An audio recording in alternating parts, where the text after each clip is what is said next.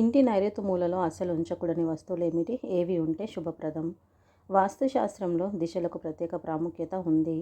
తూర్పు, పడమర, ఉత్తరం, దక్షిణం సహా ఈశాన్య దిశ, ఆగ్నేయ దిశ, వాయువ్య దిశ, నైరుతి దిశ అంటూ మొత్తం 8 దిక్కులు ఉంటాయి. వాస్తు ప్రకారం వాస్తులోని ఇంట్లోని వస్తువులను సరైన దిశలో ఉంచాలని నమ్ముతారు. ఇది ఇంట్లో పాజిటివ్ ఎనర్జీని ప్రసరింపజేస్తుంది. ముఖ్యంగా నైరుతి మూలలో విషయంలో చాలా జాగ్రత్తగా ఉండాలని వాస్తు నిపుణులు చెబుతున్నారు.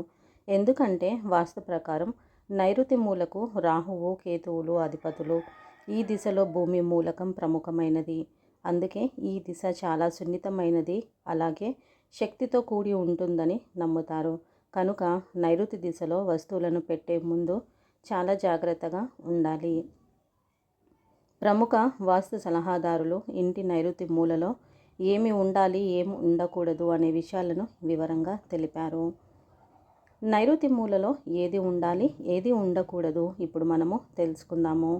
ఇంటి నిర్మాణంలో మాస్టర్ బెడ్రూమ్ అనేది ఇతర బెడ్రూమ్ల కంటే కాస్త విశాలంగా ఉండాలి.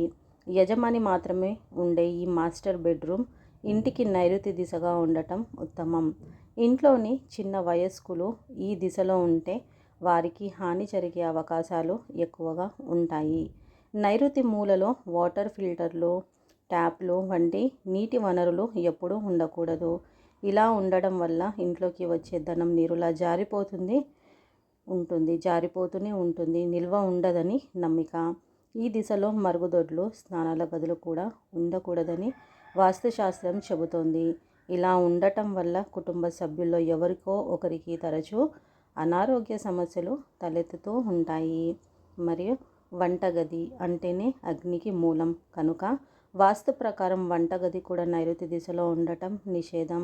ఇలా నిర్మించడం వల్ల ఇంట్లో నెగిటివ్ ఎనర్జీ పెరుగుతుంది. ఈ దిశలో గుంతలు, బోరు బావులు, ప్రార్థనా స్థలాలు కూడా వాస్తు ప్రకారం ఉండకూడదు. మొత్తం ఇంటిలోని గదుల సమతుల్యతతో నైరుతి మూల ఎక్కువ బరువు కలిగి ఉండాలి కనుక భారీ లగేజీని, భారీ వస్తువులు, బరువైన వస్తువులను ఈ దిశలో ఉంచాలి. అలా చేయడం వల్ల జీవితంలో స్థిరత్వం పెరుగుతుందని నమ్ముతారు. ఇంటి పైభాగానికి చేరుకునేందుకు మెట్లను నైరుతి మూలంలో నిర్మించాల్సి వస్తే అవి ఖచ్చితంగా సవ్య దిశలో ఉంటే గడియారం ముళ్ళు తిరిగే దిశగా ఉండేలా చూసుకోవాలి. ఈ దిశలో వాలు ఉండకూడదు. ఎల్లప్పుడూ భూమి వాలును ఈశాన్య దిశలో ఉంచాలి. లేదంటే ఇంట్లోకి ప్రతికూల శక్తుల ప్రభావం ఎక్కువగా ఉంటుంది. మరో ముఖ్యమైన విషయం ఏంటంటే నైరుతి దిశ ఎప్పుడు చీకటిగా ఉండాలి. గాలి, వెలుతురు తగలకపోతే ఈ దశ ప్రతికూల శక్తులు నిలయంగా మారే అవకాశాలు ఉన్నాయి. ఈ వీడియో కనుక మీకు నచ్చినట్లయితే లైక్, షేర్ అండ్ సబ్స్క్రైబ్ చేసుకోండి. మరొక మంచి వీడియోతో మళ్ళీ కలుద్దాం.